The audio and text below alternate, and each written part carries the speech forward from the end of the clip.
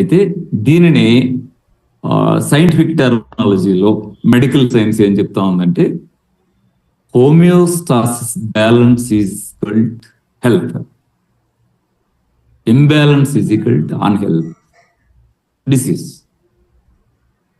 Homeostasis ఏంటి? Homeostasis అంటే చావు పుట్టుకల మధ్య బ్యాలెన్స్. బ్యాలెన్స్ అంటే ఇప్పుడు నేను ఒకటి చూపిస్తాను చూడండి. బ్యాలెన్స్ ఇప్పుడు ఇది ఉంది, ఇలా ఉంది, బ్యాలెన్స్ గా ఉంచాను నేను చేతిని, బ్యాలెన్స్ గా ఉంది అంటే పక్కకో పడిపోకుండా పైకో పడిపోకుండా పక్కకో వంగిపోకుండా ఒక చోట ఉంటే బ్యాలెన్స్ అన్నాం కదా. నిజానికి జీవితంలో ఉండేటువంటి బ్యాలెన్స్ అలాంటిది కాదు. మామూలుగా చెప్పే బ్యాలెన్స్ అనే మాట ఈ మాట సమానార్థకాలేం కావు, కొంచెం తేడాతో ఉంది. ఎలాంటి తేడా ఇది అంటే నీటిలో పడబెడుతూ ఉన్నప్పుడు బ్యాలెన్స్ ఉంటుందా, ఆ బ్యాలెన్స్ లాంటిది హోమియోస్టాసిస్ అంటే. అది ఎలాంటిది? మామూలుగా ఇది బ్యాలెన్స్ అన్నాం, ఇలా వెళ్తుంటే బ్యాలెన్స్ అన్నాం కదా, పడలేదు లేదని. కానీ పడవని గమనించండి, ఇలా వెళుతూ ఉంటుంది, ముందుకి వెనక్కి వంగుతూ ఉగుతూ వెళుతూ ఉంటుంది. అంటే ఒకసారి ఇలా ఫ్రంట్ వంగితే వంగిందేమో అనిపిస్తుంది, మళ్ళీ వెనక్కి వంగితే వంగిందేమో అనిపిస్తుంది. కానీ అలా కంటిన్యూ అవుతూ అది ఒడ్డుకు చేరుతుంది. ఒడ్డుకు చేరిన తర్వాత దాని గమనం ఏమిటి అని గమనిస్తే ఇలా ఇలా అంటూ శుభ్రంగా ఒడ్డుకే చేరింది తప్ప ఎక్కడ మునిగిపోలేదు. ఇది పడవ గమనం. అంటే ఇంబ్యాలెన్స్ అవుతూ బ్యాలెన్స్ అవుతూ మొత్తం మీద బ్యాలెన్స్ గా ఒడ్డుకు చేరడమే పడవ ప్రయాణం. ఇదే జీవితం ప్రయాణం కూడా. కష్టం సుఖం ఎదుర్కొంటూ ముగుస్తుందంటేనే అలాగే లోపల ఏం జరుగుతూ ఉంటుందంటే అవయవాల క్షీణత జరుగుతూ అవయవాలు రిపేర్ అవుతూ, అవయవాలు క్షీణిస్తూ అవయవాలు అవుతూ, ఇంబ్యాలెన్స్ బ్యాలెన్స్ మెయింటైన్ అవుతూ మొత్తానికి జీవితం ముగించుకునే గమ్యానికి చేరుకోవడం అనేటువంటి ప్రాసెస్ జరుగుతుంది. ఆ ప్రాసెస్ కి ఆధునిక వైద్య శాస్త్రం పెట్టిన పేరేంటంటే ఇంటర్నల్ హోమియోస్టాసిస్ బ్యాలెన్స్. బాడీ లోపల అంత వాతావరణంలో ఉండేటువంటి బ్యాలెన్స్, ఆ బ్యాలెన్సే ఆరోగ్యం. ఆ బ్యాలెన్స్ లేకపోవడమే అనారోగ్యం. బ్యాలెన్స్ పోయింది, ఇంకా లేదు, జీవితం లేదు. చూడండి ఎలా ఉందో. అంటే బయట వాతావరణం అని మనం మాట్లాడితే ఎలా ఉందో, ఇంటర్నల్ గా కూడా అన్ని అంశాలు అలాగే ఉన్నాయి. ఉదాహరణకి వాటర్ ఎంత ఉండాలి, గ్లూకోజ్ ఎంత మెయింటైన్ అవ్వాలి, బ్లడ్ సర్క్యులేషన్ లో స్పీడ్ ఎంత మెయింటైన్ అవ్వాలి, హార్ట్ రేట్ ఎంత మెయింటైన్ అవ్వాలి, డయాస్టాలిక్ ఎంత ఉండాలి, సిస్టాలిక్ ఎంత ఉండాలి, ఇలా ప్రతి అంశము, హీట్ బ్యాలెన్స్ ఎంత ఉండాలి, బాడీలో హీట్ ఎంత మెయింటైన్ అవ్వాలి, ఇలా వాటర్ దగ్గర నుంచి హీట్ దాకా కంప్లీట్ సిస్టమేటిక్ గా బ్యాలెన్స్ గా ఉండు, దాన్ని హోమియోస్టాసిస్ అంటున్నాం. అంటే మళ్ళీ హోమియోస్టాసిస్ అన్నావు, ఈ బ్యాలెన్స్ అని చెప్పావు, ఇవన్నీ కరెక్ట్ గా ఉంటాయి కదా. ఎక్కడ కరెక్ట్ గా ఉన్నాయి? బాడీలో గ్లూకోజ్ ఎంత ఉండాలి అని ప్రశ్నిస్తే దానికి మీరు ఆన్సర్ ఏమని రాస్తారు చెప్పండి? తినకు ముందు 80 to 110 మధ్యలో ఉండాలి అంటాం. 80 ఉండాలన్నారా 110 ఉండాలన్నారా?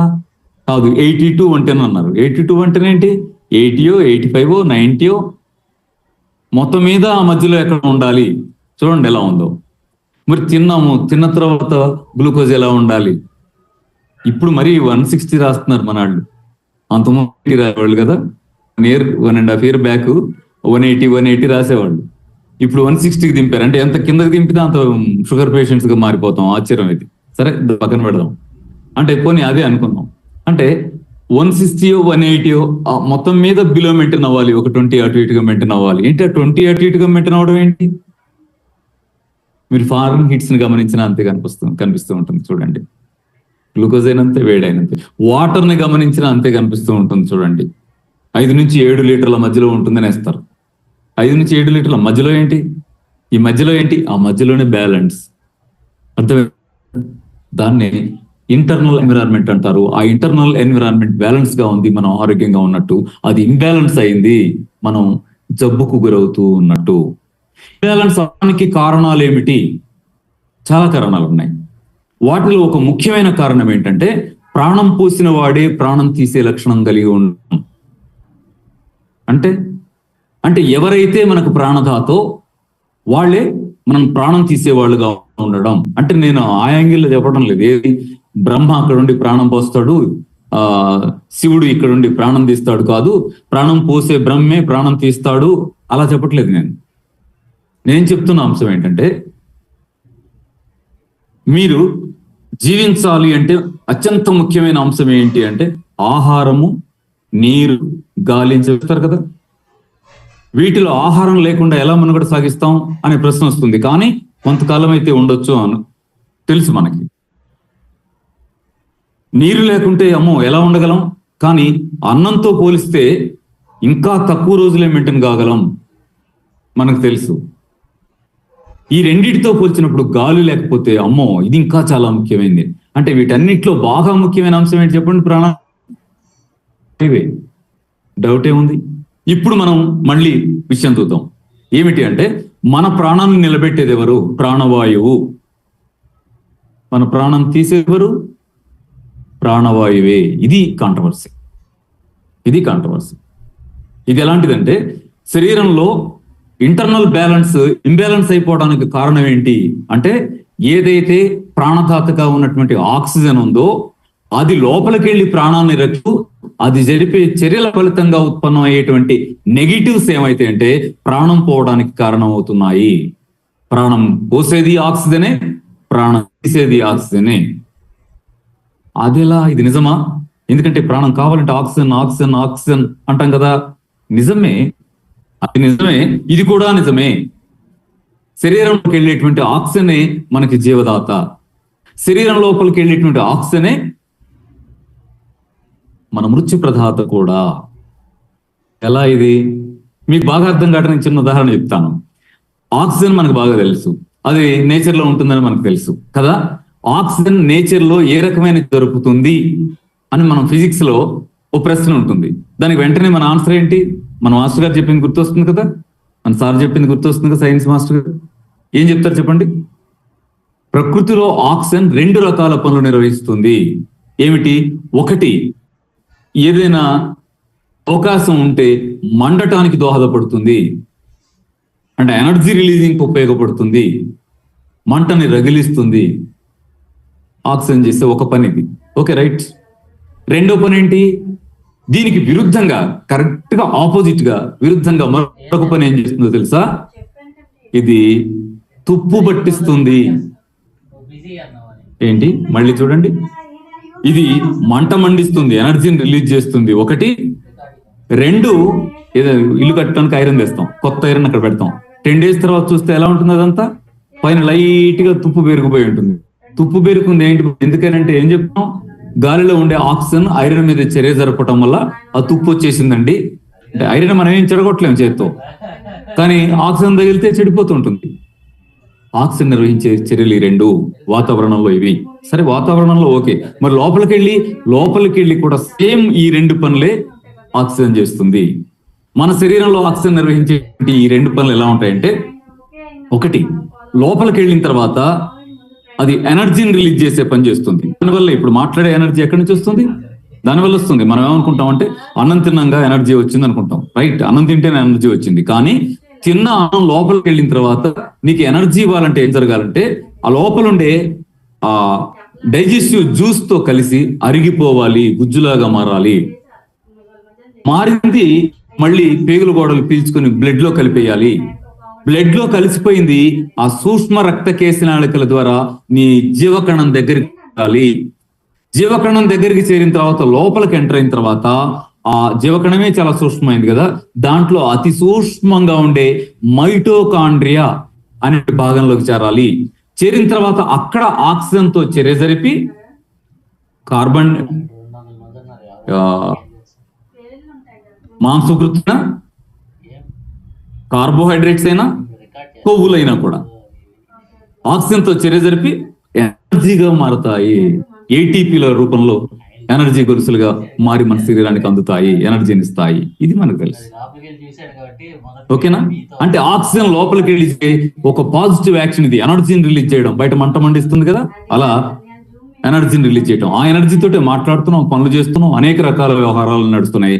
అందుకే ఆక్సిజన్ ప్రాణదానం. గాలి లోపలికి వెళ్ళి ఎనర్జీ రావడంలా, గాలి లోపలికి వెళ్ళి ఏం చేస్తుందంటే అన్నం, అరిగిపోయిన అన్నాన్ని విచ్ఛిన్న క్రియని చేయడానికి వీలుగా జీవకణం లోపల ఉండేటువంటి మైక్రో లెవెల్లో ఉండేటువంటి ఒక పార్టికల్లో జరిపే చర్య వల్లే ఎనర్జీ వస్తుంది. అది విచ్ఛిన్న చర్య, ఆక్సిజన్ చేసే విచ్ఛిన్న చర్య. ఈ చర్యలో పుట్టేదే శక్తి. ఆ శక్తితోటే ప్రపంచం అంతా నడుస్తుంది. ఇది పాజిటివ్ యాంగిల్. రెండో నెగిటివ్ యాంగిల్ ఏంటంటే ఈ ఎనర్జీ రిలీజ్ అయ్యే టైంలో దానిలోనే తుప్పు పట్టే లక్షణం కూడా మనకు నడుస్తుంది. అదే ఫ్రీ రాడికల్ డ్యామేజ్ అంటాం, ఆక్సిడేటివ్ స్ట్రెస్ అంటాం, ఆక్సిజన్ జరిపేటువంటి నష్టం అంటాం. ఇది మీరు ఏనుంటారు, ఫ్రీ రాడికల్ డ్యామేజ్ అనే వర్డ్ ఉంటారు, ఆక్సిడేటివ్ స్ట్రెస్ అని ఉంటారు, ఆక్సీకరణ ఒత్తిడి అని ఉంటారు. ఇదేం చేస్తుంది, లోపల అవయవాలని తుప్పు పట్టిస్తుంది. దీన్ని కొంచెం డీటెయిల్డ్ గా పరిశీలిస్తే చాలా రకాల జబ్బులకి ఇది కూడా ముఖ్యమైన కారణం అని మనకు తెలిసిపోతుంది. దీన్ని కొంచెం పాజిటివ్ గా మరొకసారి అర్థం చేసుకునే ప్రయత్నం చేయండి. ఇక్కడ నేను ఒక లైఫ్ ప్రాసెస్ ని మీకు బొమ్మ రూపంలో దృష్టికి తీసుకొచ్చి ఉంచాను. ఇది ఏమైంది, బాల్యం నుంచి ఇక్కడ దాకా మనల్ని తీసుకొచ్చేస్తుంది. ఎలా జరిగింది ఇది మీరు ఆలోచించండి. బాల్యం నుంచి ఇక్కడికి ఎలా రాగలిగాం మనం అంటే, ఎలా రాగలిగామంటే లోపల ఫ్రీ రాడికల్ డ్యామేజ్ జరుగుతూ ఉంటే క్రమంగా డ్యామేజ్ జరిగి ముసలితనం వచ్చేస్తూ 100 సంవత్సరాల డ్యామేజ్ కొనసాగేసరికి 100 years డ్యామేజ్ మనల్ని ఏం చేసింది, పెద్దవాళ్ళుగా మార్చేసింది. అయిపోయింది, మన అవయవాల కెపాసిటీ అయిపోయేదాకా తుప్పు పట్టి చేసింది. దాంతో ముసలితనం వచ్చేసింది. దీన్ని ఏజింగ్ అంటాం. క్రమంగా మరణం వైపుగా వెళ్ళిపోవడం. ఈ డ్యామేజ్ ఎంతకాలం పడుతుంది, 100 years పడుతుంది. కాబట్టి 100 years తర్వాత ఇంకా డ్యామేజ్ అయిపోయి వెళ్ళిపోతాం మనం. యావరేజ్న 100 years అనుకుందాం, ఓకే. కానీ కొన్ని ప్రత్యేక సందర్భాల్లో ఏం జరగచ్చు అంటే, అంతకంటే ముందే కూడా బాడీ కంప్లీట్ డ్యామేజ్ కావచ్చు, లేదా పర్టికులర్ అవయవాలు కూడా ఈ ఫ్రీ రాడికల్స్ వల్ల డ్యామేజ్ కావచ్చు. అప్పుడేం జరుగుతుంది, పర్టికులర్ అవయవాల్లో ఇలాంటి డ్యామేజ్ జరిగినప్పుడు ఆ అవయవానికి డిసీజ్ వస్తుంది. అది సాధారణంగా చేసేటువంటి తన జీవచర్యల్ని, మెటబాలిక్ యాక్షన్స్ ని జరపలేని పొజిషన్కి అది చేరుకోవచ్చు. దానివల్లే ప్రాబ్లం రావచ్చు. ఎలా, ఏమిటి అనేది కూడా మనం పరిశీలించే ప్రయత్నం చేద్దాం. మీరు ఈ మహాద్భుతంగా కనపడుతున్న ఈ కన్నుని గమనించండి. పసితనంలో ఉన్నప్పుడు వాళ్ళ కళ్ళను చూస్తుంటే మనకి అసలు మనసు ఎట్లా ఉంటుంది, అప్పుడు భలే కాంతివంతమైన కళ్ళే అని. అదే కన్ను కొన్ని సంవత్సరాలు ఫ్రీ రాడికల్ డ్యామేజ్ వల్ల, ఆక్సీకరణ ఒత్తిడి వల్ల, ఆక్సిజన్ చేసినటువంటి డ్యామేజ్ వల్ల ఏ పొజిషన్ ఉందో గమనించండి. ఈ క్రమం ఎప్పుడు ముగుస్తుంది, ఇది నేచురల్ క్రమం, ఇది చాలా సహజమైంది ఇది. కాబట్టి 100 years లో, సుమారుగా 100 years లో ఇది ముగిసిపోయేటువంటి క్రమం. మీరు గమనించండి తేడాని. ఇక్కడ ఇది మన చెయ్యి ఫ్రెండ్స్, ఇది మన చెయ్యి. ఈ మన చెయ్యి అట్లేదు ఇట్లుందా అంటే, ఇప్పుడు ఇట్లుంది. ఒక రోజు ఇట్లున్న మన చెయ్యి ఇది. ఆ చెయ్యి క్రమంగా డ్యామేజ్ అయ్యి, ఆక్సీకరణ ఒత్తిడికి గురై, ఆక్సిజన్ చేసే డ్యామేజ్ వల్ల ఏమైంది, ఇలా మారింది. ఇది నేచురలే, సహజంగా జరిగిపోయి. ఏది ఆయన రాసింది నాకు ఏదో గుర్తొస్తా ఉంది. ఒక పూల కొమ్మ దగ్గర చేరి అలా పువ్వుని టచ్ చేస్తే పువ్వు అడిగింది, ఎందుకయ్యా అలా నా సున్నితత్వాన్ని పాడు చేస్తావు అని అడిగింది. ఒక పాట రాస్తాడు, పెద్ద పాట రాస్తాడు, ఘంటసాల గొంతులో భలే శ్రావ్యంగా వినిపిస్తూ ఉంటుంది. దానిలో ఉంటుంది ఏమిటి అంటే, మీరు మమ్మల్ని డిస్టర్బ్ చేయకపోతే చిగురించి పుష్పించి, ఆ పుష్పించిన తర్వాత అలా మా టైం అయిపోయినప్పుడు మేము పండు బారిపోయి, ఆ మమ్మల్ని కన్నా ఆ వృక్షపు వేర్ల దగ్గర, ఆ తల్లి పాప దగ్గర రాలిపోయిన, అలా రాలిపోయి మేము ముగుస్తాం కదా. అరే మానవుడా, ఇలా చేస్తావా నువ్వు అని చెప్పి పుష్ప విలాప కవి మాట్లాడతాడు. అలా మనం ఏమవుతామంటే, ఇంత సున్నితంగా పుట్టి నెమ్మదిగా 100 ఏళ్ళు వచ్చేసరికి ఇలా పండు వండి ప్రశాంతంగా ఈ ప్రకృతిలో రాలిపోతాం. అలా కాకుండా ఫ్రీ రాడికల్ డ్యామేజ్ ఈలోపే ఎక్కువ జరిగేట్టుగా ఉంటే ఏంటి అంటే, 100 ఏళ్ళు పట్టదు, ఈలోపే శరీరంలో ఏదో ఒక అవయవం జబ్బుకు గురవుతుంది. దాని పద్ధతి ఏమిటంటే మనం పరిశీలించే ప్రయత్నం చేద్దాం. ఉదాహరణకి ఈ డిజెనరేటివ్ కండిషన్, ఈ ఆక్సిడేటివ్ స్ట్రెస్ వల్ల వచ్చేటువంటి ఒక జబ్బుల్లో మెదడు డ్యామేజ్ అయ్యేటువంటి జబ్బు కూడా ఒకటి. దీన్ని అల్జిమర్ వ్యాధి అంటాం కదా, మతిమరుపు జబ్బు అంటాం కదా. పాత విషయాలు ఏమి గుర్తు రావడం లేదండి, కొత్తవి గుర్తున్నాయి అంటారు. కొంతమంది ఏంటంటే కొత్తవేవి గుర్తుంటలేట్లేదండి, మొత్తానికి అన్ని పాతవి చెప్తున్నారు ఈయన అని. ఎప్పటి చెప్తున్నారు, ఇప్పటి అయితే అన్ని మర్చిపోతున్నారు ఆయన. అప్పుడు మా వయసులో ఏం జరిగిందంటే ఇప్పుడు జరిగినట్టుగా చెప్పేస్తున్నాడు అంటాం కదా, అల్జిమర్ వ్యాధి అంటాం. అల్జిమర్ వ్యాధి ఎందుకు వస్తుంది, సాధారణ నార్మల్ వ్యాధి ఇలా ఉంటుంది ఒక పక్క, నార్మల్ గా కనిపిస్తున్న వ్యవహారం. కానీ ఇదే ఫ్రీ రాడికల్ తో డ్యామేజ్ అయితే ఏమవుతుంది, కుంచుకుపోతుంది, వీక్ అయిపోతుంది, డ్యామేజ్ అయిపోతుంది. ఈ డ్యామేజ్ అయిన పొజిషన్ మనం ఏంటాం, అల్జిమర్ వ్యాధి అంటాం. ఓకేనా, ఇది ఈ కండిషన్ వల్ల వచ్చేది. అలాగే మరొకటి మీరు గమనించండి, ఇది ఎందుకు వస్తుంది ఇలా అని చూసినప్పుడు దీనికి కారణాలు గమనిస్తే ఏంటంటే, వయసు కారణంగా క్రమంగా జరుగుతున్నటువంటి ఫ్రీ రాడికల్ డ్యామేజ్ వల్ల ఇది సహజంగా వస్తుంది. రెండోది, ఇది వయసుకు సంబంధం లేకుండానే మన జీవన విధారణ లోపం వల్ల దీర్ఘకాలం షుగర్ మెయింటైన్ అవుతున్నా, దీర్ఘకాలం బీపీ మెయింటైన్ అవుతున్నా, ఇతర రకాల అనారోగ్యాలు మెయింటైన్ అవుతున్నా, లేదు ఇంటర్నల్ ఎన్విరాన్మెంట్ లో వచ్చేటువంటి ఇంబ్యాలెన్స్, ఒత్తిడి ఒకటి, మానసిక ఒత్తిడి ఒకటి, ఇలాంటివన్నీ పనిచేసినా కూడా ఈ పొజిషన్ ఒకటి రావచ్చు. అది మన ఆహారంలో లోపాలుంటే కూడా ఈ పొజిషన్ రావచ్చు. అంటే యాంటీ ఆక్సిడెంటల్ మెటీరియల్ మన డైట్ లో లేకపోయి ఉండొచ్చు, ఫ్రీ రాడికల్ మనకు సాధ్యం కాకపోవచ్చు, డైట్ ద్వారా చేయాల్సినటువంటి పరిష్కారం మనం చేయకపోవచ్చు. అలాంటి కండిషన్స్ లో కూడా ఇది రావచ్చు. అట్లాగే మరొకటి మీరు పరిశీలించండి, ఇది చాలా నార్మల్ గా ఉండేటువంటి కీలు. ఈ నార్మల్ కీలు ఫ్రీ రాడికల్ డ్యామేజ్ జరిగితే ఏమవుతుంది, ఇలా అబ్నార్మల్ గా మారుతుంది. మనం ఆస్టియోపోరోసిస్ అంటాంగా, కీళ్ళవాతం అంటాం కదా, చాలా రకాల కీళ్ళ జబ్బులు ఉన్నాయి కదా. అలాగే మీరు ఇది గమనించండి, ఇది నార్మల్ వెన్నుముక. ఈ నార్మల్ వెన్నుముకకి ఆక్సిటివ్ స్ట్రెస్ గురైతే ఏమవుతుంది, ఇలాంటి అబ్నార్మల్ పొజిషన్ డిస్కుల్లో ఏర్పడుతుంది. ఈ డిస్కులు ప్రత్యేకంగా చూడండి. దీన్ని ఏమంటాం, డిజెనరేటివ్ డిస్క్ డిజార్డర్ అంటాం. డిజనరేషన్ ఎందుకు జరిగింది, డిజనరేషన్ ఎందుకు జరిగింది, ఫ్రీ రాడికల్ డ్యామేజ్ వల్ల జరిగింది. అంటే నేను రెండు విషయాలు చెప్పాను, మోకాళ్ళని చెప్తున్నాను, ఎన్నుకోసం చెప్తున్నాను, మెదడుని చెప్తున్నాను. అంటే మనకున్న క్లాస్ చెప్పుకోవడానికి మనకున్న టైంలో దృష్టి తీయడం కోసం చెప్పిన ఉదాహరణ మాత్రమే. ఇది లివర్ లో జరగవచ్చు డ్యామేజ్, ఇది ప్యాంక్రియాస్ లో జరగవచ్చు డ్యామేజ్, ఇది కిడ్నీస్ మీద, ఊపిరితిత్తుల మీద జరగవచ్చు డ్యామేజ్, లేదా మీ హార్ట్ మీద జరగవచ్చు డ్యామేజ్, మీ కళ్ళలో జరగవచ్చు డ్యామేజ్. ఈ డ్యామేజ్ ఎక్కడ జరుగుతూ ఉంటే అక్కడ, ఎక్కడ నష్టం ఉంటే అక్కడ ఆ అవయవంలో ప్రాబ్లం వస్తుంది. ఆ ప్రాబ్లం కి మనం ఒక జబ్బు పేరు పెట్టుకుంటాం. అది ఆ డ్యామేజ్ ని ఒక పేరుతో పిలుస్తాం, ఆ పేరున జబ్బుగా మనం భావిస్తాం. ఓకేనా, ఇప్పుడు మరొకటి మీరు గమనిద్దాం. నేను ఇందాక మాట్లాడిన అంశాలని కొంచెం మీకు అర్థం కావడానికి వీలుగా మరొకసారి ఇంకొక యాంగిల్లో రిపీట్ చేసే ప్రయత్నం చేస్తాను. మనము అంటే కొన్ని కోట్ల కణాల, జీవకణాల సముదాయం అని తెలుసు. జీవకణం అంటే ఇటుక పేర్చి ఇల్లు కట్టినట్టుగా ఇలాంటి జీవకణాలతో మనం తయారం, ఇది మనకు తెలుసు. దీనిలో అత్యంత ముఖ్యమైన అవయవాల్లో, అతి చిన్న అవయవాల్లో ఒకటి ఏమిటి అంటే, ఇక్కడ చిన్నగా ఎర్ర కనపడుతున్నటువంటి మైటోకాండ్రియా. దీన్ని కాస్త పెద్ద సైజులో చేసి ఇక్కడ బొమ్మలు చూపించాలని ప్రయత్నం చేసేవాళ్ళు. మీరు గమనించండి, ఈ మైటోకాండ్రియాలోనే మనం తిన్న కార్బోహైడ్రేట్స్ కానీ, కొవ్వు పదార్థాలు కానీ, మాంసకృతులు కానీ ఆక్సిజన్ తో చేరేసరికి ఎనర్జీగా ఫామ్ అయ్యేది ఇక్కడే, ఏటీపీలు తయారయ్యేదంతా, ప్రాసెస్ జరిగేదంతా ఇక్కడే. దీన్ని ఇంకొక యాంగిల్లో మనం చూసే ప్రయత్నం చేద్దాం. మైక్రోస్కోప్ లో దాన్ని పెట్టి ఫోటో తీసి చూసినప్పుడు ఇలా ఫోటో కనిపిస్తుంటుంది. దానిలో ఏం జరుగుతుందో చూద్దాం. ఈ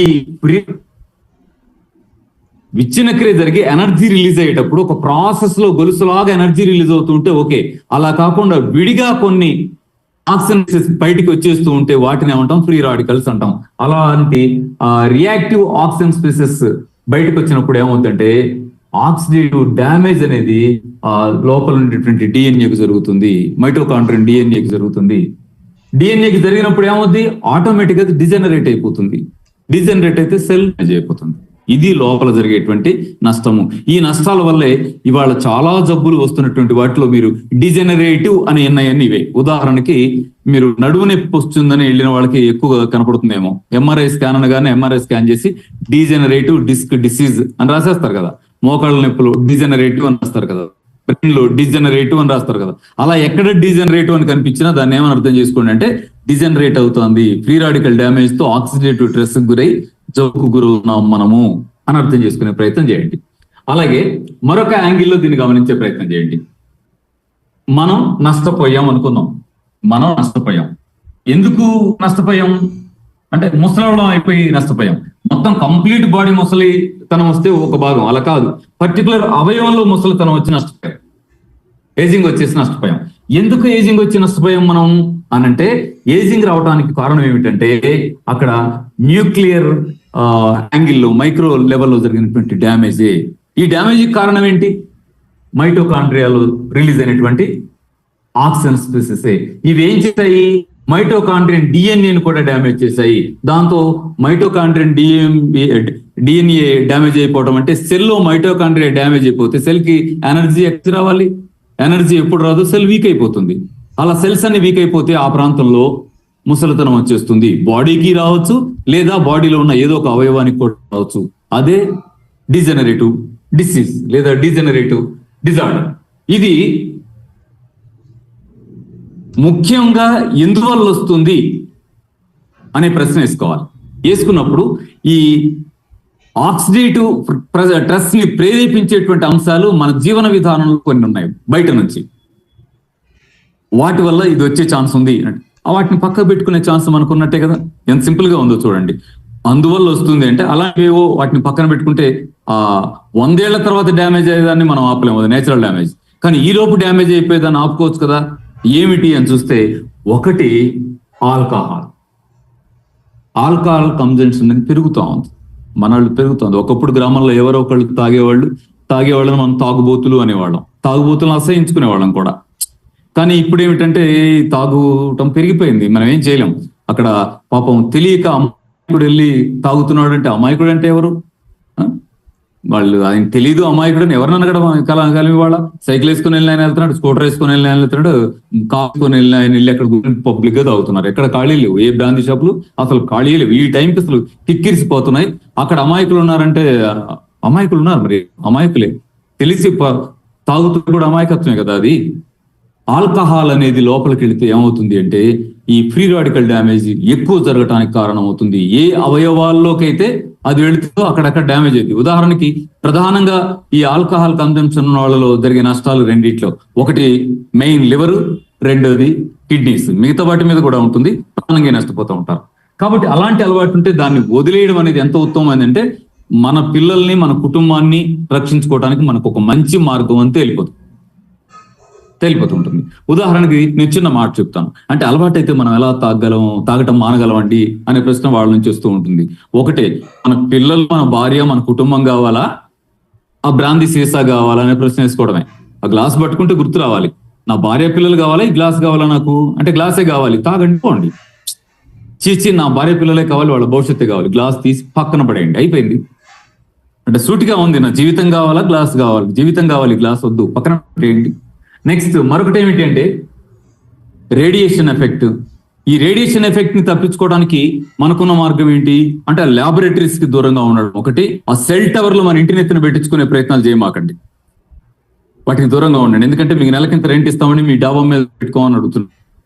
అలాంటి వాటి జోలికి వెళ్ళకుండా దూరంగా ఉంటే ఆ రేడియేషన్ నుంచి కొంత దూరంగా ఉన్నట్టే. మరొకటి, బాగా ప్రధానంగా రేడియేషన్ ఎఫెక్ట్ కి ఇవాళ ఛాన్స్ ఉన్న అంశాల్లో మరొకటి ఏంటంటే, ఉన్న సెల్ ఎప్పుడు సెల్ అవసరానికి మాత్రమే సెల్ వాడుకోండి తప్ప సెల్ జీవితంగా మార్చుకోకండి. అది కూడా కొంత రేడియేషన్ కి దూరంగా ఉండడానికి కుదిరే అంశంగా ఉంటుంది. ఓకేనా? అలాగే మరొక అంశం ఏంటంటే, విపరీతంగా మెడికేషన్ తీసుకోవడం. ఏ చిన్నది వచ్చినా ముందు టాబ్లెట్లు వేయడమే. ఇప్పుడు ఉదాహరణకి మీరు ఫ్రూట్ తినండి అంటాం, ప్రశ్నలు వస్తాయి. ఫ్రూట్స్ ఫ్రూట్స్ కి పురుగు మందు కూడా కొడతారుగా, అది నష్టమేమో. ఏ ఫ్రూట్ తింటే ఏం ప్రమాదమో, నాకు ఈ జబ్బు ఉంది, అసలు ఆ ఫ్రూట్ తినొచ్చో తినకూడదు, నేను తప్పనడం లేదు. అవన్నీ కరెక్ట్ ప్రశ్నలే, వాటన్నిటి కూడా ఖచ్చితంగా ఆన్సర్ తీసుకొని మనం క్లియర్ చేసుకోవాల్సిందే, చేసుకుందాం కూడా.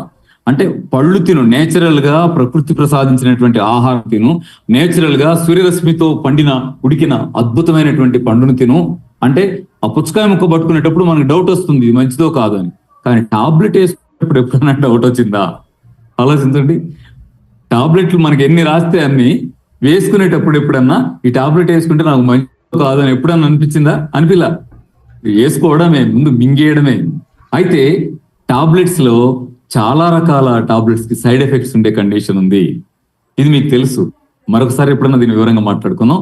అలా సైడ్ ఎఫెక్ట్స్ ఉందా, ఇదేంటో ఎంత అంటుందో మీరు నెట్ లో కొట్టండి, మీరు బాడీ టాబ్లెట్ కొట్టేసి దీని సైడ్ ఎఫెక్ట్స్ అనండి, లిస్ట్ అంతా వస్తుంది. అలా ఎక్కువ సైడ్ ఎఫెక్ట్స్ కలిగించేటువంటి పవర్ఫుల్ యాంటీబయాటిక్స్ కానీ, పవర్ఫుల్ పెయిన్ కిల్లర్స్ కానీ, స్టెరాయిడ్స్ కానీ ఇలాంటి వాడే సందర్భాలు కూడా ఫ్రీ రాడికల్ డ్యామేజ్ ని బాగా బాడీలో పెంచడానికి కారణం అవుతాయి. వాటికి దూరంగా ఉండే ప్రయత్నం చేయాలి. మరొకటి, ఈ ఫ్రీ రాడికల్ డ్యామేజ్ ని బాగా పెంచే అంశం ఏమిటి అంటే, సిగరెట్ తాగే అలవాటు ఉండడం, చుట్టా, సిగరెట్ ఇలాంటి అలవాట్లు ఉండడం. కదా, చాలా తగ్గింది. గతంతో పోలిస్తే ఈ అలవాట్లు చాలా తగ్గాయి. సిగరెట్ తాగొద్దండి అని చెప్పాల్సిన అవసరం ఇప్పుడు పెద్దగా అసలు కనపడడం లేదు. ఎక్కడ సిగరెట్ తాగేవాళ్ళు ఎదురుపడడం లేదు, ఒకళ్ళిద్దరు ఎదురుపడుతున్నారు. అది ఆశ్చర్యం ఏంటంటే పిల్లల్లో ఉండడం కష్టంగా ఉంది. స్టూడెంట్స్ కనపడుతున్నారు. ఆశ్చర్యం ఏంటంటే పెద్దవాళ్ళు మానేశారు, స్టూడెంట్స్ సిగరెట్ తో కనపడుతున్నారు. మరి మరి మనమే ఎడ్యుకేట్ చేసుకోవాలి, మన పిల్లలు కదా, మనం ఎడ్యుకేట్ చేసుకోవాలి. ఓకే, అలాంటి అలవాట్లు కూడా బాగా ఫ్రీ రాడికల్ డ్యామేజ్ గురి చేస్తాయి, మనం దూరంగా ఉండాలి. ఉదాహరణకి నేను చిన్న మాట మీకు చాలా సీరియస్ గా నేను బాధపడ్డ అంశం మీ దృష్టి తీసుకొస్తాను. నాకు ఫ్రెండ్ ఉండేవాడు, స్లేట్ స్కూల్ అని పెట్టారు ఆయన ఖమ్మంలో. పెద్ద మనిషి, చాలా మేధావి. ఆయన నేను ఫ్రెండ్ అనకూడదు, చాలా వయసులో నాకు ఆయనకి చాలా గ్యాప్ ఉంది, ఓ 20 years గ్యాప్ ఉంటుంది, కానీ చాలా క్లోజ్ ఫ్రెండ్ ఆయన నాకు. ఒకరోజు వచ్చారు, వచ్చిన తర్వాత ప్రాబ్లమ్స్ అని దృష్టి తెచ్చారు. ఏమిటి, కొలెస్ట్రాల్ ఎక్కువ ఉంది, బీపీ ఉంది, ఇలా ఆయనకున్న ప్రాబ్లమ్స్ ఏవో చిన్న ఒకటో రెండో దృష్టిలో పెట్టారు. చెప్తే మేము మాట్లాడుకుంటూ అనుకున్నాం ఏమనంటే, ఆ సిగరెట్ తాగడం అనేది ఈ కొలెస్ట్రాల్ ని డ్యామేజ్ చేసి హార్ట్ ప్రాబ్లమ్స్ ని పెంచడానికి బాగా దోహదపడుతుంది అనేది ఒకటి ఉంది కదా, సైంటిఫిక్ ఒక రీజన్. సిగరెట్ తాగడం మానేస్తే మంచిదేమో అని మాట్లాడుకున్నాం. ఆయన మిస్సెస్ కూడా ఉన్నారు అక్కడ. చివరికి ఒక చర్చలో ఏమయ్యామంటే, స్కూల్ ఓనర్ ఆయన, slate school owner, school open అయ్యే టైంకి నా చేతిలో సిగరెట్ ఉండదు అని ఆ రోజు అక్కడ హామీ ఇచ్చారు. చాలా నవ్వుకున్నాం, సంతోషపడ్డాం, వెళ్ళిపోయాం. ఎంత 2 months టైం ఉంది అంతే. కానీ ఆశ్చర్యకరంగా, అది మా దురదృష్టం కావచ్చు, ఏమైంది అంటే కారు నడుపుతూ సడన్ గా హార్ట్ పెయిన్ వచ్చి ఆయన వెళ్ళిపోయారు. జూన్ వచ్చేదాకా, స్కూల్ ఓపెన్ చేసేదాకా అనలేడు. అది నన్ను చాలా సంవత్సరాలు వెంటాడింది. సరే, చానాళ్ళు అయిపోయేసరికి ఫ్రీ అయ్యానులే, కానీ ఆయన లేకపోవడం మనసుకి చాలా బరువుగా అనిపించింది. అంటే ఎందుకు అట్లా జరిగింది అంటే, నెగిటివ్ కొలెస్ట్రాల్ ఉంటాము, ఇది ఎల్డిఎల్ ఎక్కువ ఉండడం మాత్రమే డ్యామేజ్ చేసే అంశంగా ఉండదు. ఎల్డిఎల్ని ఫ్రీ రాడికల్స్ డ్యామేజ్ చేస్తే త్వరగా హార్ట్ అటాక్ రావడానికి కారణం అవుతుంది. ఫ్రీ రాడికల్స్ ఎక్కువ రిలీజ్ కావడానికి ఏది పనిచేస్తుంది? సిగరెట్ పనిచేస్తుంది. అన్న ఏం చేసేవాడు? సిగరెట్ తాగేవాడు, శుభ్రంగా రోజుకో పెట్టి సిగరెట్ కాల్చేసేవాడు. ఏం జరిగింది? సడన్ గా నష్టపోవాల్సి వచ్చింది. మీరు ఆలోచించండి, ఆ స్థాయి కొలెస్ట్రాల్ ఉన్న వాళ్ళు శుభ్రంగా ఉన్నారు, కానీ అదే స్థాయి కొలెస్ట్రాల్ ఉన్న వాళ్ళు సిగరెట్ తాగుతూ ఉంటే నష్టపోయే ఛాన్స్ చాలా ఎక్కువ ఉంటుంది. అలాంటి అలవాటు మన వాళ్ళకి రాకుండా చూసుకోవాలి. మన వాళ్ళలో ఎవరికన్నా ఉంటే మానేయాలి, మనకే ఉంటే తీసి పడేయండి. మనకంటే, మన కుటుంబం కంటే, మనకంటే ఇంకెందుకు, మనం పెద్దవాళ్ళం అయ్యాం ఎట్టాగు, పిల్లల కోసమే కదా మీ లైఫ్. పిల్లలు నాకు ముఖ్యం అని మీరు అనుకుంటే ముందు సిగరెట్ పక్కన వేయండి, కాలుతో తొక్కేయండి, నోట్లో పెట్టద్దు, కాలుతో తొక్కేయండి దాన్ని ప్లీజ్. అలాగే మరొకటి ఏమిటి అంటే, వాతావరణంలో ఉండేటువంటి ఎన్విరాన్మెంట్ లో ఉన్నటువంటి పొల్యూషన్. సరే, దాన్ని తప్పించుకోవటానికి ఏం చేద్దాం అర్థం కాదు, మన చేతిలో ఉన్న పని కాలేదు. కానివ్వండి, ఉన్న జాగ్రత్తలు అయ్యో తీసుకుంటున్నాం కదా. ఎన్విరాన్మెంట్ లో ఉన్న పొల్యూషన్ ని తప్పించుకోవటానికి ఇంకెక్కడికి పారిపోదాం, ఉన్న దేశమే ఇది. ఉన్నంతలో జాగ్రత్తగా ఉండే ప్రయత్నం చేద్దాం. అలాంటికి బాధలా, దూరంగా పొలాల్లో వచ్చి ఇల్లు కట్టుకున్నాను కాబట్టి బాధలా, కానీ టౌన్ లో ఉన్న వాళ్ళకి, ఎందుకంటే హైదరాబాద్ అంటే భలే అనిపిస్తుంది నాకు. కానీ హైదరాబాద్ వచ్చిన తర్వాత, మార్నింగ్ అక్కడికి చేరిన తర్వాత సాయంత్రం లోపు అనిపిస్తుంది అమ్మో ఇంటికి వెళ్ళిపోదాం అని, అమ్మో నెలకొండపల్లి వెళ్ళిపోదాం అనిపిస్తుంది తప్ప ఉండాలనిపిస్తుంది. అనిపించేది హైదరాబాద్ తో పోలిస్తే మా ఖమ్మం చాలా బెటర్ కదా అని ఒకప్పుడు. ఇప్పుడు ఖమ్మం వెళితే అనిపిస్తుంది అమ్మో ఖమ్మం కంటే ఎందుకు ఇంటికి వెళ్ళిపోదాం సాయంత్రం అయితే అని. ఏం చేద్దాం, ఉన్నంతలో అది జాగ్రత్త చేసుకోవాల్సిందే. అలాగే మరొకటి, డైట్ లో ఉండేటువంటి అనేక అంశాలు కూడా ఫ్రీ రాడికల్ డ్యామేజ్ కారణం అవుతాయి. నేను తర్వాత క్లాస్ దాన్ని వివరిస్తాను. అది కాకుండా ఇంకొక అంశం కూడా ఇక్కడ ఒక మాటగా చెప్తాను, తర్వాత క్లాసులో దాన్ని వివరిస్తాను. ఏంటది? మానసిక ఒత్తిడి కూడా ఫ్రీ రాడికల్ డ్యామేజ్ ని పెంచుతుంది. మానసిక ఒత్తిడి కూడా ఫ్రీ రాడికల్ డ్యామేజ్ ని పెంచుతుంది. కాబట్టి జాగ్రత్తగా ఉండాల్సిన అవసరం ఉంది. ఈ 2 అంశాలు మనం తర్వాత క్లాసులో ఇంకా వివరంగా మళ్ళీ మాట్లాడదాం. ఇక్కడ మీరు ఏం అర్థం చేసుకోండి అంటే, బాడీలో ఫ్రీ రాడికల్ డ్యామేజ్ జరుగుతుంది ఆక్సిడేటివ్ స్ట్రెస్ వల్ల. ఈ ఆక్సిడేటివ్ స్ట్రెస్ అనేది అవయవాల క్షీణతకి కారణం అవుతా ఉంది. క్రమక్షీణత అయితే ఓకే, నేచురలే, కానీ అక్రమక్షీణత అయితే, సడన్ గా జరిగే డ్యామేజ్లు అయితే, అవి యాక్సిడెంట్స్ లాంటివి, అవి మనకి జబ్బులకి కారణం అవుతాయి అని అర్థం చేసుకోండి. యాక్సిడెంట్ కి పరిష్కారం ఏంటి? Anti accidental material. Anti accidental material పుష్కలంగా తీసుకున్నాం అనుకోండి, ఇలాంటి యాక్సిడెంట్స్ జరుగుతూ ఉంటే కూడా కాపాడగలిగే శక్తి ఆ యాంటీ యాక్సిడెంటల్ మెటీరియల్స్ ఉంటుంది. అది దీనికి పరిష్కారంగా ఉంది ఫ్రెండ్స్. ఇది మోడర్న్ సైన్స్ మన ఎదురుగా పెడుతున్నటువంటి పరిష్కారం. ఇప్పుడు మనకు తేలాల్సింది ఏంటంటే, ఫ్రీ రాడికల్ డ్యామేజ్ జరగకుండా యాంటీ యాక్సిడెంట్లు పుష్కలంగా బాడీలో ఉండేట్టు చూసుకొని అమ్మయ్య మనం బయటపడగలము అని తేలిపోయింది. కాబట్టి యాంటీ యాక్సిడెంట్స్ దేంట్లో ఉంటాయి, యాంటీ యాక్సిడెంట్స్ ఏంటి అవి దేంట్లో ఉంటాయి, అవి పుష్కలంగా మనం తీసుకోవడం ఎట్లా, ఈ ఆన్సర్ తెలుసుకున్నామంటే అమ్మయ్య కొంత రిలీఫ్ మనకు వచ్చినట్టే ఈ యాంగిల్లో. కదా, అదేమిటో మనం చూసే ప్రయత్నం చేద్దాం. ఎందుకంటే షుగర్ కి ప్యాంక్రియాస్ లో ఈ డ్యామేజ్ జరిగితే షుగర్ వస్తుంది, కళ్ళలో వస్తుంది, మెదడులో వస్తుంది అనుకున్నాం కదా, అన్ని అవయవాల్లో వస్తుంది అనుకున్నాం కదా. అమ్మో, ఈ జాగ్రత్తగా ఉండాల్సిన అంశమే ఏంటో చూద్దాం. నెక్స్ట్, మీరు ఇక్కడ ఆరోగ్యకరమైనటువంటి మన జీవకణం ఇది అనుకుంటే, ఈ శరీరంలో యాంటీ ఆక్సిడెంట్స్ తగ్గి ఫ్రీ రాడికల్స్ బాగా పెరిగితే వాటి వల్ల డ్యామేజ్ జరుగుతుంది. డ్యామేజ్ జరిగిన తర్వాత మన సెల్ పొజిషన్ ఇది వస్తుంది అంటానికి ఒక చిన్న మనం మీ దృష్టి తీసుకొచ్చాం. అలాగే ఇక్కడ లోపల జరిగేటువంటి డ్యామేజ్ కూడా కొంచెం క్లారిటీ రావడం కోసం చిన్న బొమ్మను పరిచయం చేస్తాం చూడండి. ఈ ఫ్రీ రాడికల్ డ్యామేజ్ ఎక్కడ జరుగుతుంది అంటే మైటోకాండ్రియాలో కదా ఎనర్జీ రిలీజ్ అయ్యేది. అంటే సెల్లోకి బయటికి విడి ఎలక్ట్రాన్ వచ్చిన తర్వాత ఇది ఏం చేస్తుందంటే క్రమంగా అది నడవుతుంది. దాన్ని ఏమంటాం? ఫ్రీ రాడికల్ అంటాం. అంటే అరాచకంగా ప్రవర్తించేది, ఒక క్రమం లేకుండా ప్రవర్తించేది అని అర్థం. అప్పుడు ఏమవుతుంది? అది న్యూక్లియస్ ని డ్యామేజ్ చేయొచ్చు, న్యూక్లియస్ ని డ్యామేజ్ చేయొచ్చు, అంటే డిఎన్ఏని డ్యామేజ్ చేయొచ్చు, మన హార్మోన్స్ ని ఎంజైమ్స్ ని డ్యామేజ్ చేయొచ్చు, చివరికి రిలీజ్ చేస్తున్న ఎనర్జీ రిలీజ్ చేస్తున్న మైటోకాండ్రియా పొరల్ని కూడా అది డ్యామేజ్ చేసేయచ్చు. అంటే బయట కర్పూరం అంటామే, సెల్ లోపల అవయవాలు విడివిగా ఉండటానికి బయట ఏర్పడ్డ పొరలని వాటిని కూడా అది డ్యామేజ్ చేసేయచ్చు. అంటే ఎంత సున్నితమైన అవయవాలైనా దెబ్బతింటానికి దీనివల్ల అవకాశం ఉందని అర్థం చేసుకోవడానికి ఇది మనకు వస్తుంది ఫ్రెండ్స్. అయితే దీని నుంచి రక్షించుకోవడానికి మనకి శరీరమే, ప్రకృతి శరీరంలో కొన్ని మంచి ఏర్పాట్లు చేసి వచ్చింది. అంటే మనం ఎన్ని నష్టాలు చేసుకున్నా కాపాడటానికి అమ్మ ప్రయత్నం చేస్తుంది అంటారే, అలా మనల్ని కన్నా ఈ ప్రకృతి, మన క్రియేటర్, మన సృష్టికర్త ఏం చేసిందంటే మన శరీరంలోని కొన్ని నేచురల్ గా శరీరం తయారు చేసుకోగలిగే యాంటీ ఆక్సిడెంట్స్ ని కొన్నింటిని తయారు చేసుకునే కెపాసిటీని మన లివర్కి ఇచ్చింది. లివర్ ఏం చేస్తుంది? ఇలాంటి డ్యామేజ్ జరగకుండా అది బ్యాలెన్స్ అవ్వడానికి వీలుగా తనే మెటబాలిక్ క్రమంలో ప్రాసెస్ లో ఏం చేస్తుందంటే కొన్ని యాంటీ యాక్సిడెంటల్ మెటీరియల్స్ ని, బలమైన మెటీరియల్స్ ని కొన్నిటిని తయారు చేసి బాడీలో అవయవాల్లో ఆ డ్యామేజ్ జరగకుండా ఉండటానికి వీలుగా అది పంపిస్తుంటుంది. ఏంటి అంటే దాంట్లో ఒకదాని పేరు గ్లూటథియోన్. గ్లూటథియోన్ అని వింటూ ఉంటాం, యాంటీ యాక్సిడెంటల్ మెటీరియల్ అని అంటాం. ఆ గ్లూటథియోన్ అనేది ఎవరు తయారు చేస్తారు? మన బాడీ లోపల లివర్లో లివరే తయారు చేసి పెడుతుంది మనకి. ఆ లివర్ తయారు చేసి పెట్టే ఈ గ్లూటథియోన్ 2 పనులు చేస్తుందండి. ఒకటి, మనం మాట్లాడుకుంటున్నట్టుగా ఎక్కడెక్కడైతే అది బ్లడ్ లో కలవడం ద్వారా, అన్ని అవయవాలకు వెళ్ళడం ద్వారా ఎక్కడెక్కడైతే ఫ్రీ రాడికల్స్ ఫామ్ అయి ఉంటాయో అక్కడ వాటిని చేసి వాటి డ్యామేజ్ ని అరికట్టే ప్రయత్నం చేస్తుంది. ఒక లాభం చేస్తుంది. రెండవది ఏమిటంటే బ్లడ్ ద్వారా లివర్ లోకి ఎంటర్ అయ్యేటువంటి అనేక రకాల టాక్సిక్ మెటీరియల్స్ ని పట్టేసి బంధించి బ్లడ్ ఫ్లోలో కలిపేసి పేగుల్లోకి రిలీజ్ చేయడం ద్వారా, ఇది డియోడినం ద్వారా దగ్గరలో ఒక డక్ట్ ద్వారా రిలీజ్ చేయడం ద్వారా మోషన్ బయట వేస్ట్ అంతా, కెమికల్ వేస్ట్ అంతా బయటికి వెళ్ళిపోయేట్టుగా చేసేటువంటి ప్రక్రియ కూడా ఈ గ్లూటథియోన్ అనేటువంటిది ఉపయోగపడుతుంది. బాడీ తయారు చేసుకునే ఒక పవర్ఫుల్ యాంటీ ఆక్సిడెంట్. ఇది కాకుండా మన శరీరానికి అవసరమయ్యే మరికొన్ని అత్యంత ముఖ్యమైనవి ఉన్నాయి. అవి ఉన్నట్టయితే ఏమవుతుందంటే బయట నుంచి జరిగేటువంటి అనేక రకాల ఫ్రీ రాడికల్ డ్యామేజ్ కలిగేటువంటి కవచాలు ఏర్పాటు చేసుకున్నట్టుగా ఉంటుంది. ఉదాహరణకి శరీరం తయారు చేసిన గ్లూటథియోన్ కవచాలు ఇక్కడ ఉన్నాయి. అది కాకుండా ఆహారం ద్వారా కూడా మనం ఒక మంచి అద్భుతమైనటువంటి పద్ధతిలో అందించగలిగినట్టయితే ఈ ఆకస్మికంగా జరిగేటువంటి డ్యామేజ్ ని అరికట్టే ఆయుధాలని బాడీకి మనం ఇచ్చిన వాళ్ళం అవుతాం. అవేంటి, ఎలా అని మనం పరిశీలించాలి. ఉదాహరణకి మీరు దీన్ని చూడండి. ఇది ఫ్రీ రాడికల్ అంటే ఏంటి? ఇది ఫ్రీ రాడికల్. మనం ఫ్రీ రాడికల్ అని ఎందుకు అనుకోవాలంటే ప్రతి యూనిట్ లో కూడా ఎలక్ట్రాన్లు అనేవి జంటగా ఉంటాయి. మీరు గమనించండి, పైకర్పూరంలో ఇక్కడ 1, 2, 3, 4 రకాల జంటలు ఎలక్ట్రాన్స్ ఉన్నాయి. కానీ ఈ 4 జంటల్లో ఇక్కడ ఒకటి లోపించింది గమనించండి. ఇవి జంటగా ఉన్నాయి. ఇక్కడ ఏంటి? ఒంటరిగా ఉంది. ఒంటరి ఎలక్ట్రాన్ దేనిలో అయితే ఉందో దాన్ని మనం ఏమంటాం?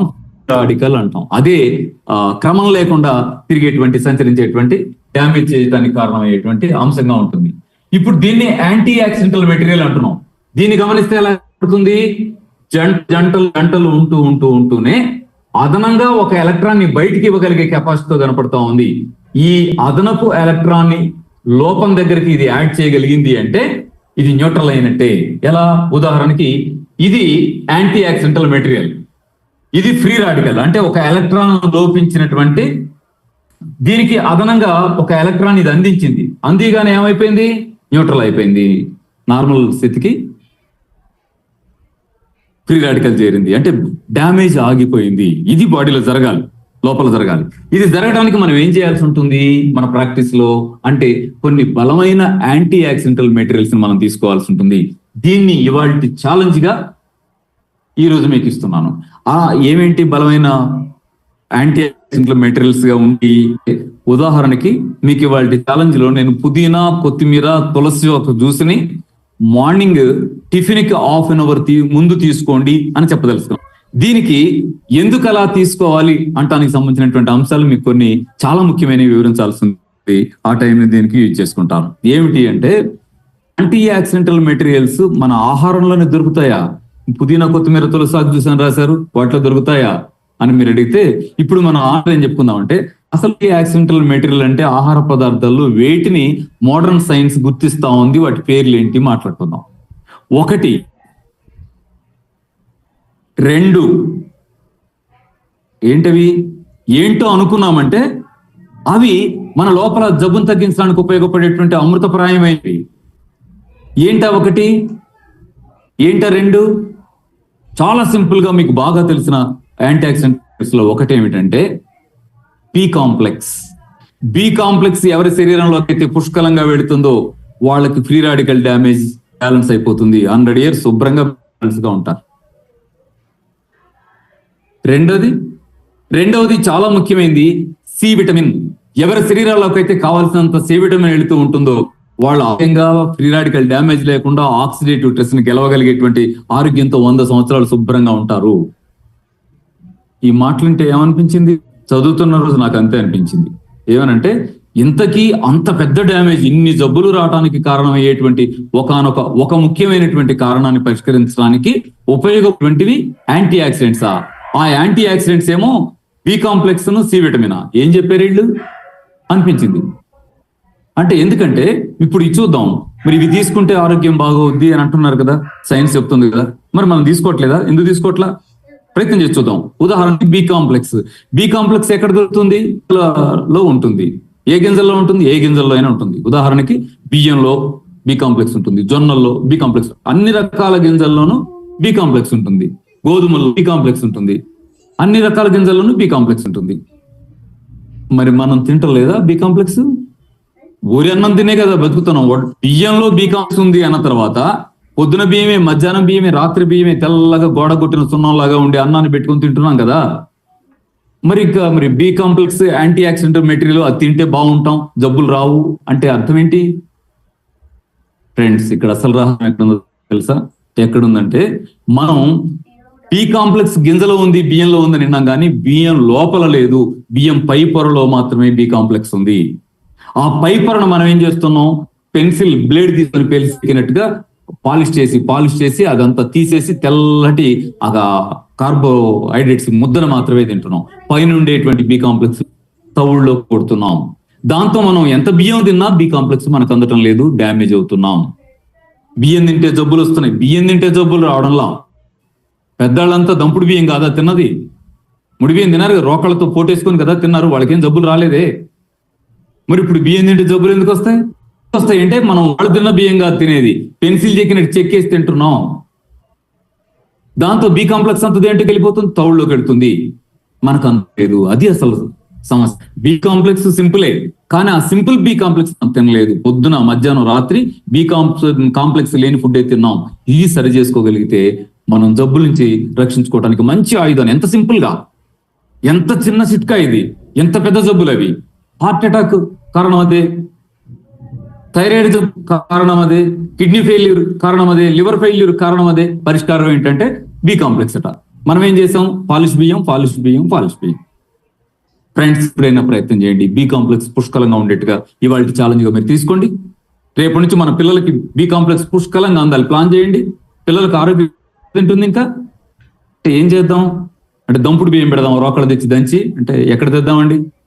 వెంటనే పిల్లలు తింటారో తినరో కదా, అలవాటు చేసే ప్రయత్నం చేయండి. ముడి తినలేకపోతే ఒంటిపొట్టు బియ్యం తెచ్చి పెట్టండి.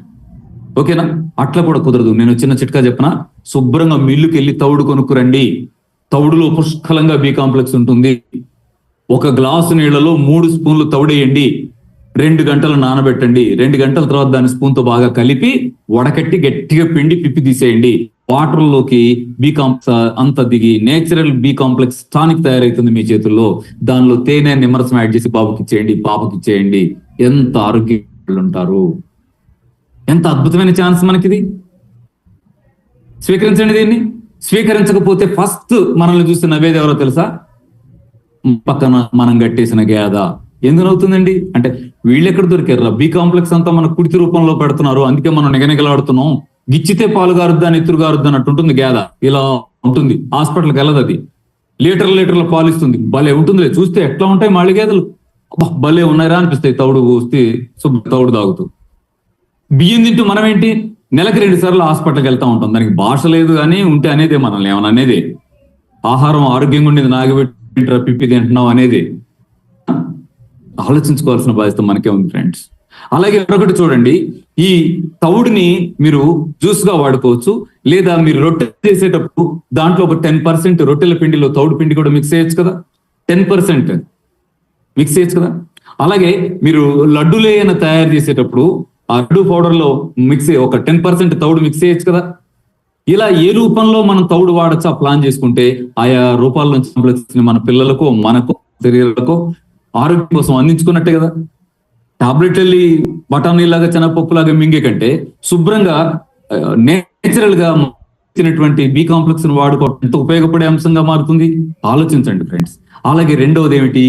సి విటమిన్ అన్నాం. సి విటమిన్ ఏంటో ఉంటుంది, పుల్లగా ఉండే వాటన్నిటిలో సి విటమిన్ ఉంటుంది. పుల్లగా ఉండే తింటకి ఉన్నట్టే జబ్బులే ఉండవు. అంటే ఇప్పుడు పుల్లగా ఉండే మనం తింటాం లేదా? చింత చిగురు తింటున్నామే, మామిడికాయలు వాడుతున్నామే, పప్పుల మామిడికాయలు వేయట్లేదా? చింతపండు వాడుతున్నామే, ఎన్ని రకాల పుల్లటి వాడుతున్నామే, ఉసిరికాయలు వాడుతున్నామే. మరి పుల్లటి తింటే సి విటమిన్ వస్తుంది, ఆరోగ్యం ఉంటుంది అంటారు. పుల్లటిగా తింటూనే ఉన్నాం, తింటూనే కదా ఇబ్బందుల్లో ఉన్నాం. ఇక్కడ మాట ఇక్కడ కూడా ఒక లాజిక్ ఉంది. ఏమిటంటే దీనికి మోడర్న్ సైన్స్ అవసరం లేదు. 7th క్లాస్ లో మన సైన్స్ ఝాన్సీ అని చెప్పింది గుర్తు చేసుకుంటే సరిపోతుంది. ఏమని అంటే సి విటమిన్ పుల్లటి పదార్థాల్లో ఉంటుంది, కానీ వేడి చేసిన చల్లబరిచిన సి విటమిన్ మిగలదు అని. మనం ఏం చేస్తున్నాం? పొద్దున టిఫిన్ ఏం తిన్నాం? ఉడికింది తిన్నాం. మధ్యాహ్నం ఏం తిన్నాం? ఉడికింది తిన్నాం. రాత్రి ఏం తిన్నాం? ఉడికింది తిన్నాం. 3 పూటలా ఉడికింది తింటూ పుల్లటి వేసినా కూడా ఏం చేస్తున్నాం? వేడి చేస్తున్నాం. వేడి చేసిన వాటిలో 0 సి విటమిన్. పుల్లటి తిన్నప్పటికీ సి విటమిన్ అందాలంటే వేడి చేస్తుందో తేలిపోయింది కదా. సింపుల్ గా ఉంది చూడండి. ఆరోగ్యం ఏమో సి విటమిన్ లో ఉంది, సి విటమిన్ ఏమో పుల్లటి వాటిలో ఉంది. పుల్లటి తింటూనే ఉన్నాం, కానీ వాటిని కాల్చి, మార్చి, వేయించి తింటున్నాం. ఎక్కడ నష్టపోతున్నాం చూడండి. మరి పుల్లటి కాల్చకుండా, మార్చకుండా, వేయించకుండా ఎట్లా తినొచ్చండి? మీకు బాగా సింపుల్ గా సి విటమిన్ అందించగలిగేది ఏంటి? నిమ్మరసం. నిమ్మకాయ తీసుకొచ్చి కట్ చేసి శుభ్రంగా మీరు ఆ తౌడు జ్యూస్ పెట్టండి. ఇందాక మనం తౌడు జ్యూస్ అనుకున్నాం, తౌడు జ్యూస్ లో పెట్టండి నిమ్మరసం. సి విటమిన్ కూడా దాంట్లో కలిసినట్టు అవుద్ది. అప్పుడు తాగండి. ఇంకా టేస్ట్ కోసం కాస్త తేనె యాడ్ చేయండి, 1 స్పూన్ 2 స్పూన్లు, అప్పుడు తాగండి. సి విటమిన్ నేచురల్ గా లోపలికి వెళ్ళిపోతుంది. రోజుకు కనీసం 1 నిమ్మకాయ అయినా ప్రతి మనిషి వాడాల్సిందే. ఇవాళ మన నేచురల్ ఛాలెంజ్లో ఆ సెల్ఫ్ ఛాలెంజ్ ఒకటిగా మీరు రాసేసుకోండి. ప్రతిరోజు 1 నిమ్మకాయ వాడాల్సిందే. అంటే 12 రోజులు గడిచేయండి, 12 నిమ్మకాయలు అయిపోవాల్సిందే. రేపు పొద్దున వెళ్ళి 1 నిమ్మకాయలు ఇంటికి పట్టు రావాల్సిందే. అయితే ఒక పని మాత్రం చేయకండి. 1 నిమ్మకాయలు పట్టుకొచ్చి ఫ్రిడ్జ్ లో వేసి తలుపు పెట్టారనుకోండి, అప్పుడు మీరు 1 కాదు 100 నిమ్మకాయలు వాడినా కూడా సి విటమిన్ రాదు. ఎందుకు రాదు అంటే ఇందాకే సైన్స్ మేడం చెప్పారు. ఏమని? వేడి చేసినా చల్లబరిచినా సి విటమిన్ మిగలదు అని. నిమ్మకాయలు తెచ్చి ఫ్రిడ్జ్ లో పెడితే ఫ్రిడ్జ్ లో అయిపోయిన తర్వాత దాంట్లో ఉండే సి విటమిన్ ఇంకెట్ట మిగులుతుంది? కాబట్టి ఏం చేయాలి? ఫ్రిడ్జ్ లో పెట్టద్దు, బయటే ఉంచండి. బయట ఉంచితే నిమ్మకాయలు పాడైపోతాయి కదా. పాడైపోతాయా? ఆలోచించండి. నిమ్మకాయలు ఎక్కడ కొన్నారు? మార్కెట్లో బండి మీద ఎన్ని నిమ్మకాయలు ఉన్నాయి? 1000 నిమ్మకాయలు వస్తున్నాయి. ఎన్ని కొనుక్కొచ్చారు మీరు అందరు కలిసి? ఒక 200 కొనుక్కొచ్చారేమో. మరి రేపు ఎల్లుండి వారం రోజులు అమ్మితే తప్ప బండి మీద నిమ్మకాయలు అయిపోవు ఆయనకి. ఆయన సాయంత్రం ఇంటికి వెళ్ళి ఫ్రిడ్జ్ లో పెడుతున్నాడంటే ఆ బండిని శుభ్రంగా పెడుతున్నాడు అంతే. అవసరమైతే తడి కూడా కప్పుతున్నాడు, తెల్లారి తెచ్చి మళ్ళీ అక్కడ పెడుతున్నాడు. అయ్యే కదా మనం కొనుక్కుంటున్నాం. అయిపోయి చివరికి 100 ఆ బండిలో మిగిలిన రోజు కూడా మనం తెచ్చుకుంటున్నాం. తెచ్చి మనం మళ్ళీ కంగారు పడి మళ్ళీ ఫ్రిడ్జ్ పెట్టట్లేదు 10 రోజుల పాటు. ఊరికే బండి మీద దిగుతున్నాడు. నేచర్ లో పాడైపోలేదే. అంటే వాళ్ళ బండి మీద ఎండలో తిరుగుతున్నా పాడైపోవా? మన ఇంటికి వచ్చిన తర్వాత మాత్రం నీడలో ఇంట్లో వంటగది పళ్ళ మీద పెట్టినా పాడైపోతాయా? ముందు వెంటనే ఫ్రిడ్జ్ లో వేయాల్సిందేనా? ఏం ఫ్రిడ్జ్? సారీ, పోనీయండి, ఫ్రిడ్జ్ తిట్టి ఏం చేద్దాం. కానీ విషయం అర్థం చేసుకోండి, పుల్లటి పదార్థాలు తీసుకొచ్చి ఫ్రిడ్జ్ లో పెట్టామంటే ఆటలు వండి సి విటమిన్ పోగొట్టుకున్నట్టే. ఏమీ కాదు, ఉంచండి అక్కడ. ఒక డజన్ తీయండి, 50 అక్కడ డజన్ అది. ఇంట్లో 3 ఉన్నాం, రోజుకు 3 నిమ్మకాయలు అయిపోతాయి. ఎన్ని రోజులు వస్తాయండి? 4 రోజుల్లో అయిపోతాయి డజను. మళ్ళీ కొనుక్కుందాం, ఫ్రిడ్జ్ లో పెట్టకండి, సి విటమిన్ బ్రహ్మాండంగా అందినట్టు అవుతుంది. అలాగే అద్భుతమైన యాంటీ యాక్సిడెంటల్ మెటీరియల్ గా సిద్ధార్థ యోగ విద్యాలయం గత 25 ఏళ్లుగా ప్రజలకి అద్భుతమైన ఆయుధంగా అందించిన మహాద్భుతమైన ఆయుధం ఏంటో తెలుసా? పుదీనా, కొత్తిమీర, తులసాకుల జ్యూస్. పుదీనా, కొత్తిమీర కాస్త ఎక్కువ ఉండాలి, తులసాకు కాస్త తక్కువ ఉండాలి. 3 కలిపి మిక్సీలో వేయండి, నీళ్లు పోసి జ్యూస్ చేయండి. చిక్కగా చేయకండి, కాస్త పసగానే చేసుకోండి. చేసి దానిలో నిమ్మరసం యాడ్ చేయండి, సి విటమిన్ కూడా యాడ్ చేయండి. వేసి దానిలో ఒక 2 స్పూన్లు 3 స్పూన్లు తేనె కలపండి. అద్భుతమైన అమృతం తయారవుతుంది. యాంటీ యాక్సిడెంటల్ టానిక్ అది. నేచర్, మదర్ నేచర్ ఇచ్చినటువంటి మదర్ మిల్క్ అది. దాన్ని నెమ్మదిగా ఒక గ్లాస్ తాగండి. పాపకో బాబో ఇంట్లో ఉంటే వాళ్ళకు ఒక పావు గ్లాస్ ఇవ్వండి. ఇంట్లో వాళ్ళంతా తలా ఒక గ్లాస్ తాగండి. చూస్తూనే మన క్లాసులు అయిపోయేలోపు అది మీకు ఎంత మేలు చేస్తుందో తెలుస్తుంది. ఎంత మేలు చేస్తుందో తెలుస్తుంది. ఈ సవాల్ని మీరు స్వీకరిస్తారా? ఇది మన పిల్లల్లో, మనల్లో ఇప్పుడు ఎన్ని రకాల జబ్బులు ఉంటాయి కదా. మొదలు పెడితే ఏ జబ్బు ప్రశ్న అడుగుదామని మనసులో ఉందా లేదా? నా జబ్బుకు పరిష్కారం ఏంటి, నా జబ్బుకు జ్యూస్ ఏంటి, నా జబ్బుకు ఇంకేదైనా చెప్పండి అని అడగాలని ఉంటుందా లేదా మనసులో? మీకు ఏ జబ్బు అన్నా ఉండనియండి, పుదీనా, కొత్తిమీర, తులసి ఆకుల జ్యూస్ లో నిమ్మరసం యాడ్ చేసి తీసుకోండి. మీకు షుగర్ లేకపోతే తేనె కూడా యాడ్ చేసి తీసుకోండి. నెమ్మదిగా మీ జబ్బును తగ్గించగలిగేటువంటి అమృతాన్ని మీరు తీసుకున్నట్టే బాడీలోకి. ఈ సవాలు స్వీకరిస్తారా ఫ్రెండ్స్? స్వీకరిస్తే ఆరోగ్య సమాజాన్ని నిర్మించుకోవడంలో ఒక అడుగు మనం ముందుకేసినట్టే. ఎంత మందో చేస్తున్నారు, ఎన్ని వేల మందో మన వాళ్ళు ఈ పుదీనా, కొత్తిమీర అనే ఆయుధంగా మారుతున్నారు. ఎక్కడెక్కడ చూస్తున్నాను పుదీనా, కొత్తిమీర. రామచంద్ర జ్యూస్ స్టాల్ అని పెట్టి గుంటూరులో అమ్ముతుంటే ఆశ్చర్యం వేసింది. ఎవరు ఫోన్ చేశారు, ఫోటో తీసి పెట్టి, పుదీనా, కొత్తిమీర, తులసాకు జ్యూస్ ఉన్నారండి. వాళ్ళు అమ్మటం కాదు, మనం ఇంట్లో చేసుకోవాలి. ఇల్లు వైద్యశాలగా మారాలి, వంటగది మందుల షాప్ అవ్వాలి, మనం తినే ఆహారం ఔషధం అవ్వాలి, అవి తయారు చేస్తున్న అమ్మ డాక్టర్ అవ్వాలి. ఇక్కడ చిన్న సవరణ, పొద్దున లేసి అమ్మ జ్యూస్ ఇవ్వు అనకండి. జ్యూస్ తీసే బాధ్యత మీరు తీసుకోండి. జ్యూస్ బాగా మీరు తీసుకోండి. ఎందుకంటే అన్ని పనులు చేస్తూ అమ్మ ఏం మిస్ అవుద్దేమో.